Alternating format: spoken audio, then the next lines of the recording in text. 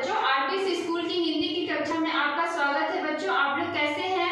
आशा करती हूँ आप लोग घर पे सुरक्षित होंगे। बच्चों, मैं आपकी हिंदी की शिक्षिका लक्ष्मी, कक्षा 6 का पाठ हम लोग करने जा रहे हैं। पाठ 10 है हमारा, आप लोग लिख लीजिए। आज हम लोग क्या पढ़ने जा रहे हैं बच्चों? आज हम लोग दोहे पढ़ने जा रहे हैं। सीख भरे दोहे। सीख भरे दोहे का अर्थ है कि ऐसे दोहे हम लोग पढ़ेंगे जो हमारी वास्तविक जिंदगी में भी बहुत सहायता मिलने वाली है, जो बहुत सारे हम लोग सीख ग्रहण करेंगे, जिससे हमारे जीवन में भी बहुत सहायता मिलेगी। ऐसे दोहे जिन्हें याद करके भी हमें बहुत अच्छा लगेगा। ये ऐसे दोहे जिन्हें आप गा भी सकते हैं। ये किनके दोहे हैं?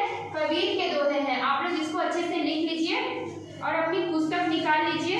पाठ 10 आज हम लोग पढ़ने जा रहे हैं। अभी तक बच्चों हम लोगों ने दोहे नहीं पढ़े थे, कहानी, कविता, नाटक भी हम लोग एक पढ़े हैं, लेकिन हम लोगों ने अभी तक दोहे की शुरुआत नहीं की थी। तो आज हम लोग शुरुआत भी किन से करने जा रहे हैं? कबीर के दोहे से। तो कबीर के जो दोहे होते हैं बहुत ही समाज सुधारक होते हैं, दूसरों की सेवा करने वाले होते हैं। उनमें कोई हिंसा नहीं होता, कोई भेदभाव नहीं होता। वो हिंदू मुस्लिम को बिल्कुल भी नहीं मानते हैं। तो चलिए उनके बारे में जानते हैं कि कबीर का जन्म कहाँ हुआ, कब हुआ, क्या क्या उन्होंने अपने जीवन में कार्य किए हैं, उसके बारे में हम लोग परिचित होते हैं। तो सबसे पहले मैं कबीर के बारे में आप लोगों को बता दूं बच्चों कि कबीर का जो जन्म है उसके बारे में काफी भ्रांति है कि 15वीं शताब्दी में सबको उनका जन्म तिथि मानते हैं, लेकिन वो भी सत्य लगभग हम लोग मानते हैं। और जो कबीरदास जी का जहाँ जन्म हुआ था वो लोग मानते हैं काशी में इनका जन्म हुआ था। काशी में जो एक नीरू और नीमा नामक दो मुस्लिम पति पत्नी थे, उन्होंने इनका लालन पोषण किया था। रामतारा मंदिर, रामतारा एक तालाब है, मंदिर के पास उनकी जो माता थी वो उन्हें छोड़कर चली गई थी। वो एक विधवा ब्राह्मणी थी, तो उन्होंने उनको छोड़ के चली गई थी। तो वहीं पे कबीरदास जी का जो लालन पालन हुआ काशी में हुआ। काशी में नीरू और नीमा नामक उनके माता पिता जो थे, जो उनका लालन पालन किए हैं, वही उनकी लालन पालन करते हैं। और क्या होता है, कबीरदास जी की शादी होती है, उनके 2 बच्चे हैं, एक पुत्री है और एक पुत्र है, जिनका नाम कमाल और कमाली है। और इनके जो गुरु थे आचार्य रामानंद, उनके गुरु थे, उन्हीं से उन्होंने शिक्षा दीक्षा ग्रहण की थी। और इनके मृत्यु के बारे में भ्रांति भी बहुत सारी है, लेकिन इनके बारे में इन्होंने एक दोहा लिखा है, तो उसमें ही पता चलता है कि मगहर में ही इनकी मृत्यु हुई है। तो बहुत सारे मतलब, क्योंकि ये कहाँ जन्म हुए हैं, इनके माता पिता कौन है, बहुत कुछ ऐसे भ्रांति के साथ ही जो इनका चरित्र है वो काफी अच्छे ढंग से उभर कर आया है। क्योंकि इनके दोहों में हम लोगों को साफ झलक मिलता है कि हाँ वो किस प्रकार के आदमी थे, क्या क्या सोचते थे, दूसरों के बारे में उनकी क्या भ्रांति थी, क्या सोच थी, वो सब हम लोग इनके दोहे के बारे में जानेंगे। तो उनकी जीवनी में सबसे पहले तो आप लोग उनका जन्म, मृत्यु, ये सब आप लोग को लिखना है। उनके दोहे कौन कौन से जो अच्छे हैं, काव्य संग्रह कौन कौन से हैं, तो साखी, शबद, रामायणी 3 काव्य संग्रह है, बीजक में जो संकलित है। तो ये सब आप लोग को भी नहीं पढ़ना है, बस मैंने थोड़ा सा आप लोगों को बता दिया है। तो अभी हम लोग इनके दोहे पढ़ेंगे। तो इनके दोहे कितने हैं हम लोग देख लेते हैं। 1 2 3 हम लोगों को भी कबीर के और रहीम के 10 दोहे पढ़ने हैं। तो 10 दोहे में से मैंने 3 यहाँ लिखा है, तो इस वीडियो में हम लोग 3 दोहे के बारे में अच्छे से परिचित होंगे। तो चलिए आप लोग भी अपनी कॉपी निकाल लीजिए। सबसे पहले आप लोग कठिन शब्द देख लीजिए बच्चों। सुमिरन का अर्थ होता है स्मरण करना, याद करना। कोई का अर्थ होता है कोई, यहाँ कोया लिखा है तो यहाँ पे आप लोग ई लिखिए। कोई मतलब हम लोग किसी के बारे में बात करते हैं तो कोई, उसके बारे में बताया गया। निंदक नियरे, निंदक नियरे का अर्थ होता है निंदा करने वाला, जो आपकी निंदा करते हैं, उनके बारे में यहाँ बताया गया है। कुटी छवाय, कुटी छवाय का अर्थ होता है, कुटी का अर्थ होता है कुटिया और छवाय का अर्थ होता है बनाने वाला, जो कुटिया को बनाता है या झोपड़ी को जो बनाता है। सुभाय, सुभाय का अर्थ होता है हमारा स्वभाव। कस्तूरी कुंडली बसे, तो ये आपके पुस्तक में लिखा है, ये काफी लंबा था इसलिए मैंने यहाँ नहीं लिखा है। एक सुगंधित पदार्थ जो कस्तूरी मृग की नाभि में पाया जाता है। एक सुगंधित पदार्थ होता है जो काले रंग का होता है, वो क्या होता है, कस्तूरी नर जो होती है ना, उसके नाभि में ही पाया जाता है, वो बहुत ही सुगंधित होता है और उससे औषधि भी बनाई जाती है। तो वो कुंडली मतलब उसकी नाभि में ही बसती है। बसने का अर्थ है बसना। वनमाही, वनमाही का अर्थ होता है जंगल में। घट घट, यहाँ पे एक आएगा, आप हम लोग जब दोहे पढ़ेंगे तो यहाँ घट का अर्थ होता है हमारा शरीर, जो हमारा यह नश्वर शरीर है, इस मिट्टी के बने शरीर के बारे में बात किया गया है। तो चलिए बच्चों हम लोग इस दोहे की शुरुआत करते हैं। तो हमारा जो पहला दोहा है काफी चर्चित है, काफी प्रचलित है। तो आप लोग कभी सुबह सुबह भजन कीर्तन में सुनते होंगे, तो इस दोहे का जो गीत के द्वारा आप लोग सुनते होंगे तो जो बहुत ही अच्छा लगता है। तो चलिए पहला दोहा पढ़ते हैं। दुख में सुमिरन सब करे, दुख में जो कष्ट होता है, दुख में कष्ट में सुमिरन कहने का अर्थ है स्मरण सब करे, मतलब सब लोग करते हैं। सुख में करे ना कोई, मतलब जब सुख आता है तो सुख में करे ना, मतलब नहीं करते हैं कोई सुख में सुमिरन नहीं करते हैं। जो सुख में सुमिरन करे, तो जो व्यक्ति सुख में स्मरण करते हैं, भगवान को याद करते हैं, तो दुख काहे को होए। तो कबीरदास जी कहते हैं कि तो दुख क्यों होगा, काहे का अर्थ है क्यों। तो इस पंक्ति में क्या बात किया गया है मैं वो बताती हूँ। इस पंक्ति का जो सारांश है, कबीरदास जी कहना चाहते हैं इस पंक्ति में कि दुख में तो सभी कोई भगवान को याद करते हैं, लेकिन सुख में भगवान को कोई याद नहीं करता। कबीरदास जी की सोच है, वो कहना चाहते हैं कि अगर आप सुख में भी भगवान को याद करेंगे जैसे आप लोग दुख में करते हैं, तो आपके जीवन में कभी दुख आएगा ही नहीं। कहने का अर्थ है कि हर दिन को ऐसे जीना चाहिए कि हर दिन मेरा एक नया दिन है ना बच्चों। अगर आप सोचेंगे कि आज हम लोग बहुत सारी खुशियां मना लिए, आज बहुत घूम लिए, खा पी लिए, तो आप लोग कल के बारे में नहीं सोचेंगे तो कल क्या आने वाला है, दुख ही आने वाला है ना।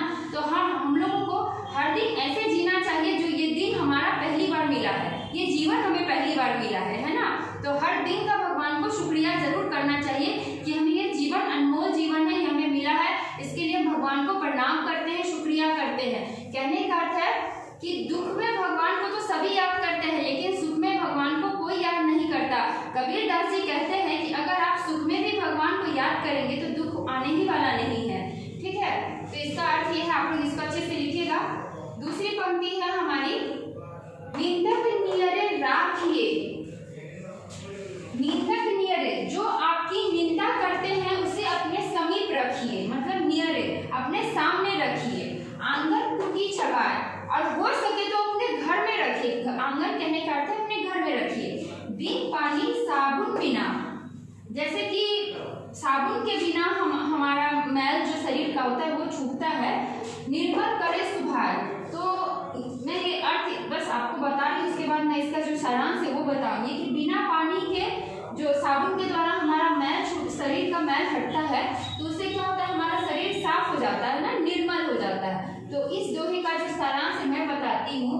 कबीरदास जी कहते हैं कि जो आपकी निंदा करते हैं, जो आपकी बुराई करते हैं, आपके समक्ष आपकी निंदा करते हैं, तो आप एक काम कीजिए, उसको अपने समीप रखिए, और हो सके तो अपने घर में रखिए। क्योंकि क्या होता है कि जब हम लोगों को अपने शरीर का मैल को साफ करना होता है तो हम लोग किसका सहारा लेते हैं, पानी का सहारा लेते हैं और साबुन का सहारा लेते हैं। उसके बाद ही ना हमारे शरीर का जो मैल होता है, जो गंदगी होती है हमारे शरीर की, वो साफ हो जाती है। तो कबीरदास जी ये कहना चाहते हैं कि बिना किसी के सहारा के अगर हमारी कमी बता रहा है हमें, तो उसे हम लोग को भगवान मानना चाहिए कि आपका बहुत ही स्वागत है, आप हमारे घर में आके हमें बताइए, हमारी निंदा कीजिए, ताकि इससे क्या होगा कि जो हमारी कमी है उसको हम लोग सुधारने की कोशिश करेंगे।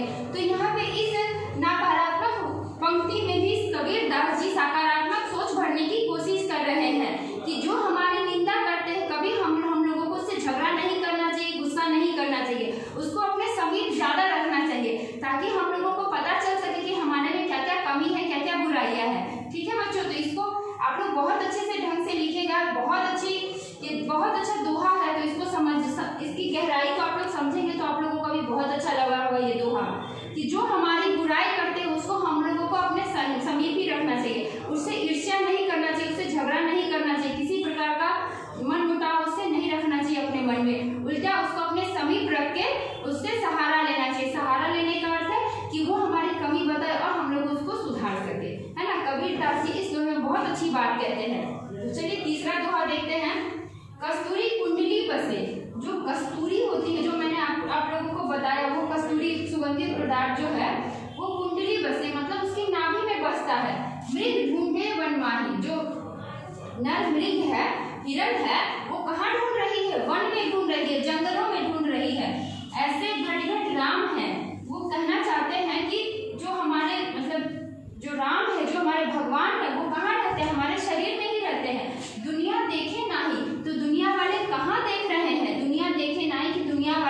को नहीं देख पा रहे हैं।